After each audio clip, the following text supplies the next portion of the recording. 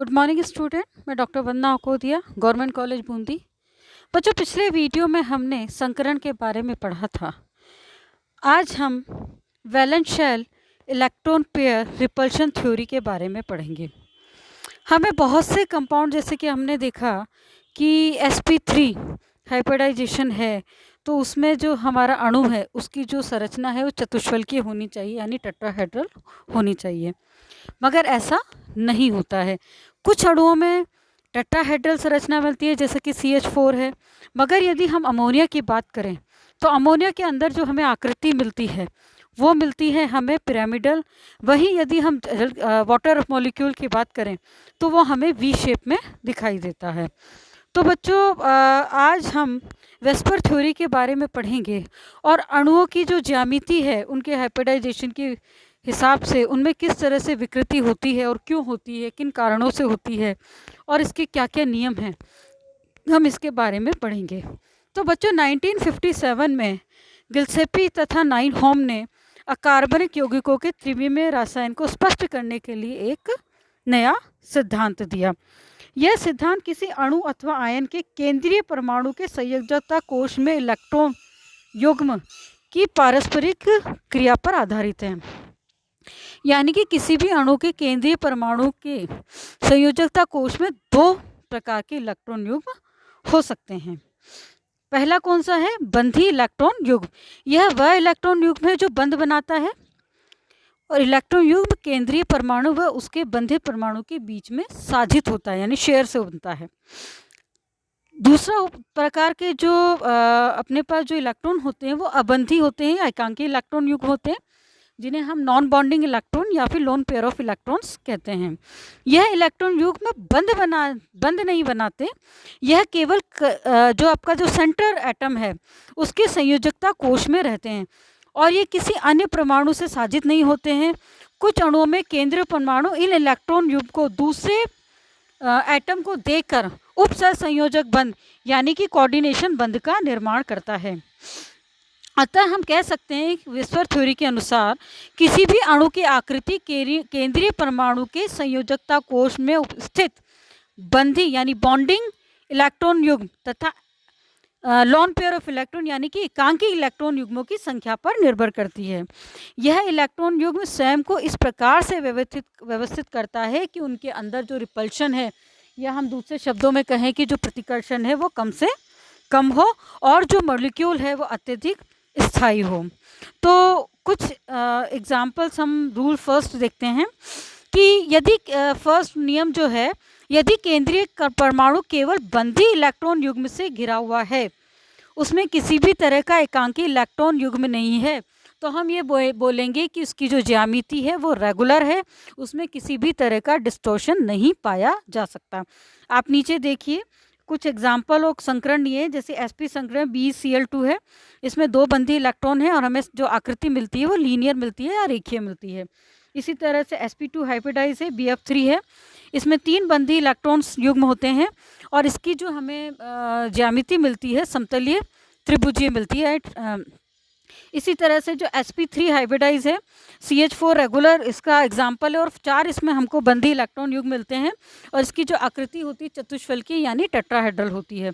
इसी तरह से sp3d PCl5 इसका एग्जाम्पल हमने लिया था, इसमें 5 बॉन्डिंग इलेक्ट्रॉन पेयर होते हैं और इसकी जो आकृति होती है ट्राइगोनल बाई पिरामिडल होती है, त्रिकोणीय द्विपिरामिडल होती है।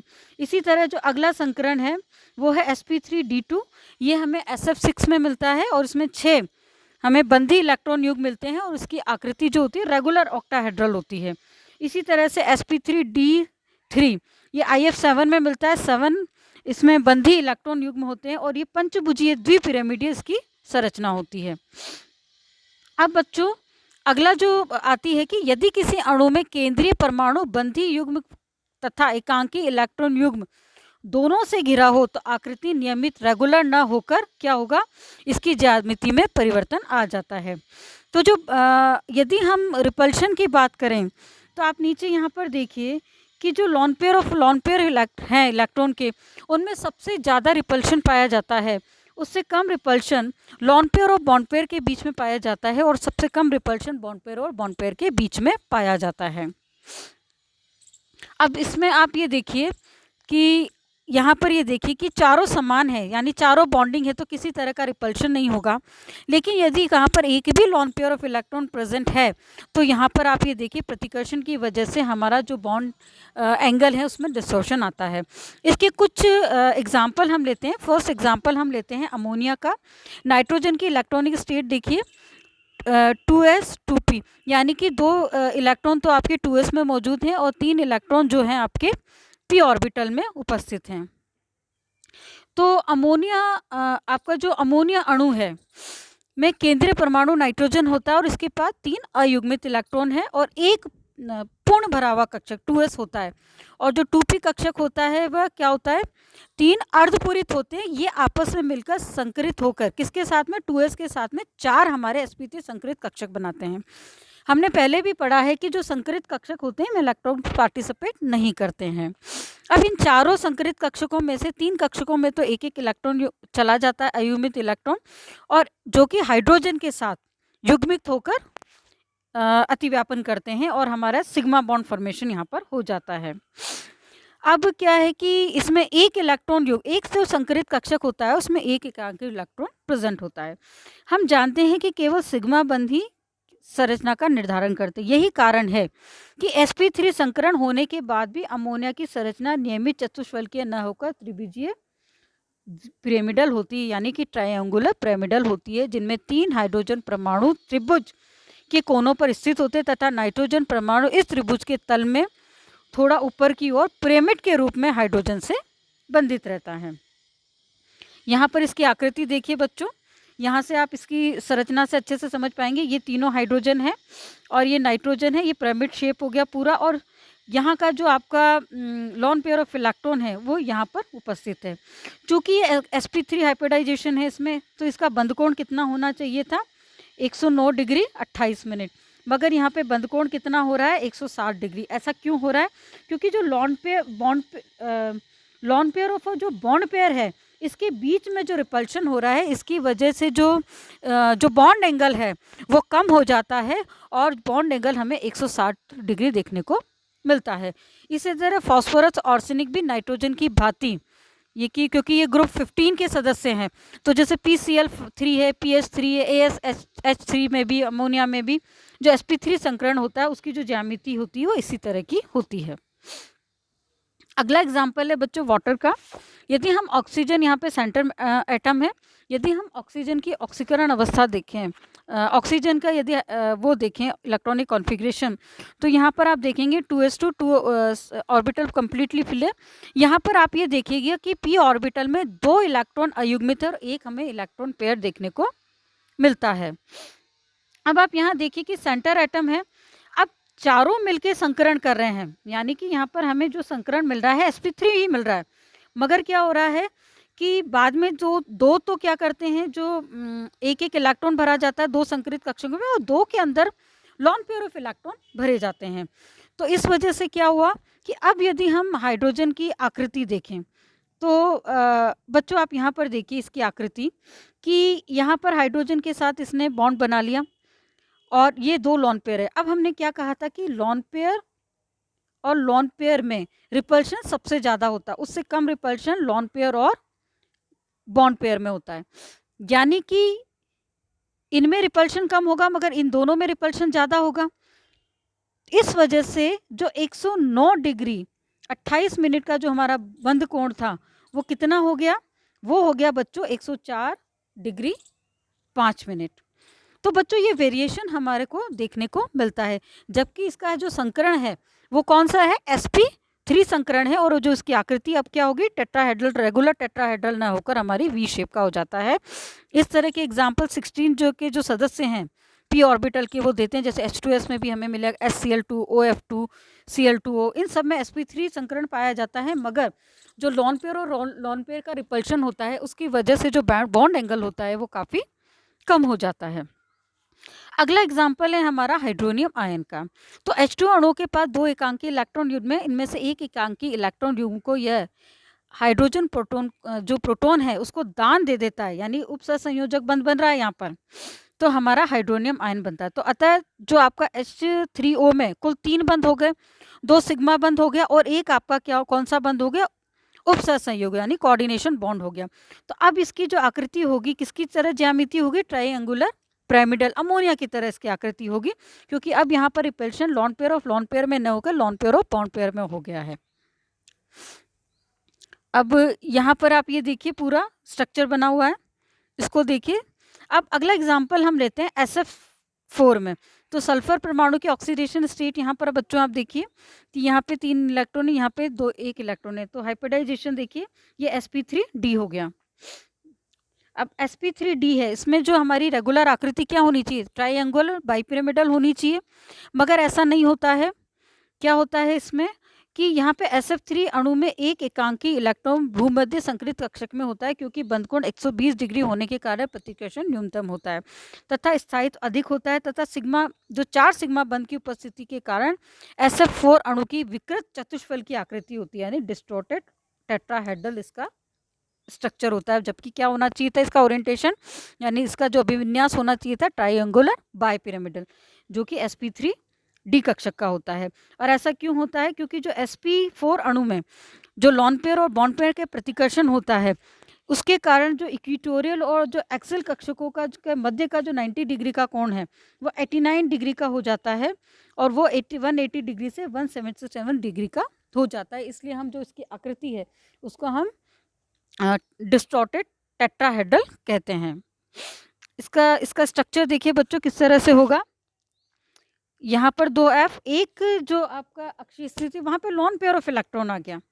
अब ये बॉन्ड एंगल रिपल्शन की वजह से 177 डिग्री हो गया, और यहाँ पर आप ये देखिए, और ये जो कोण हो गया 90 डिग्री की जगह 89 डिग्री का हो जाता है। अगला एग्जाम्पल है ClF3। जो ClF3 में sp3d हाइब्रिडाइजेशन मिलता है बच्चों, इसमें भी क्या होगा, इसकी आकृति होती है टी शेप की। अब इसकी आकृति टी शेप की होती है क्योंकि जिसमें 2 लॉन पेयर इलेक्ट्रॉन है, तो lone pair of lone pair में जो रिपल्शन होता है वो सबसे ज़्यादा होता है, यानी कि इसकी जो आकृति है वो रेगुलर ट्राइगोनल बाइपिरामिडल ना होकर टी शेप हो जाती है। और इसके और भी एग्जाम्पल हमें देखने को मिलते हैं, XeOF2 में हमें देखने को मिलता है, इसी तरह ClF3 में भी में तो है ही है। इसके साथ हमें और भी एग्जाम्पल देखने को मिलते हैं। तो इसकी आप यहाँ आकृति देखिए किस तरह से होगी कि यहाँ पे एक एफ है, ट्राइगोनल का जो है एक एफ यहाँ पर होता है, 87 डिग्री इसका बॉन्ड एंगल हो गया, और ये वाला जो एफ है ये एक दूसरे पे, और इन दोनों के बीच में रिपल्शन मैक्सिमम होता है, इस वजह से इसकी आकृति टी शेप हो जाती है। अगला एग्जाम्पल है ICl2 माइनस, यानी ICl2 आयन पर एक अतिरिक्त इलेक्ट्रॉन होता है, यानी कि एक इलेक्ट्रॉन और बढ़ गया। तो अब जो आयोडीन है वो आयोडीन माइनस के रूप में होता है। तो यदि हम इसकी एक्साइटेड स्टेट इसका यदि हम इलेक्ट्रॉनिक कॉन्फ़िगरेशन देखें, तो यदि हम ग्राउंड स्टेट की बात करें तो आयोडाइड में आप ये देखिए कि इसमें एक ही इलेक्ट्रॉन अनपेयर इलेक्ट्रॉन प्रेजेंट है, और यदि इसमें माइनस चार्ज लग जाएगा, I माइनस हो गया, तो ये भी पेयरिंग में हो जाएगा। अब एक्साइटेड स्टेट में क्या होता है कि ये इलेक्ट्रॉन यहाँ चला जाता है और हमें जो संकरण मिलता है sp3d देखने को मिलता है। इसकी भी जो आकृति है रेगुलर ट्राइंगुलर बाइपिरामिडल ना होकर कौन सी हो जाती है, लीनियर हो जाती है, यानी कि इस रेखा पर वो तीनों जो हैं 120 डिग्री एंगल पर विन्यासित हो जाते हैं। और हमने अभी भी पढ़ा है कि जो हमारा जो इस ज्यामिति है वो सिग्मा बॉन्ड डिसाइड करता है, lone pair of electrons decide नहीं करते हैं। अगला थर्ड रूल है कि इस नियम के अनुसार केंद्रीय परमाणु से बंधित परमाणु की विद्युत ऋणता बढ़ने पर बंध कोण का मान कम हो जाता है। यानी कि इस नियम को समझने के लिए फास्फोर और आर्सेनिक के हैलाइड को हम लेते हैं, तो आयोडीन से फ्लोराइड तक विद्युत ऋणता का मान बढ़ता है। हमें बहुत अच्छे से पता है कि जो आयोडीन है वो सबसे कम, उसकी विद्युत ऋणता हैलोजन में सबसे कम होती है, उससे कहीं ज़्यादा ब्रोमीन की होती है, उससे ज़्यादा क्लोरीन की, और सबसे ज़्यादा यदि हम बात करें तो फ्लोरीन की होती है विद्युत ऋणता। तो यदि हम बंधकोण की बात करें तो आप यहाँ पर देखिए कि जो बंधकोण है वो Pi3 में 102 डिग्री, जैसे ही विद्युत ऋणता बढ़ी उसमें कम हो गया, PCl5 के लिए बंधकोण और कम हो गया। इसी तरह यदि हम फ्लोराइड की बात करें तो उसमें 97 डिग्री इसका जो बंध कोण है वो कम हो जाता है।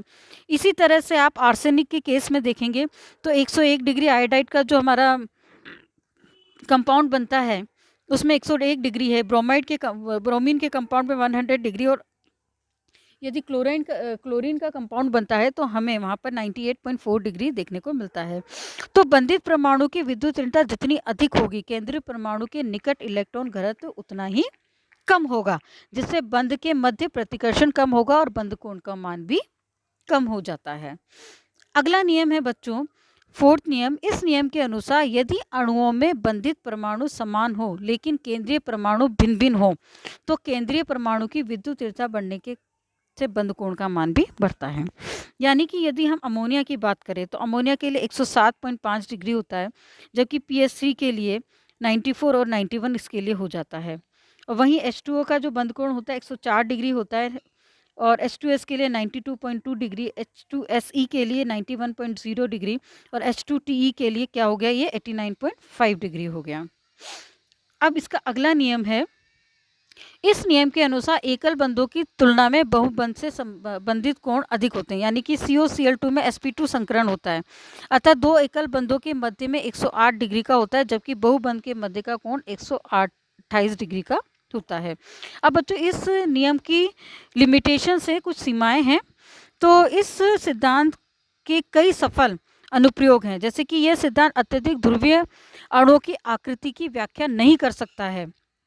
उदाहरण के लिए जैसे H2O तथा Li2O के समान संरचना होने के बावजूद H2O का आकार V शेप होता है, जबकि लिथियम ऑक्साइड जो है वो सरल रेखीय अणु होता है।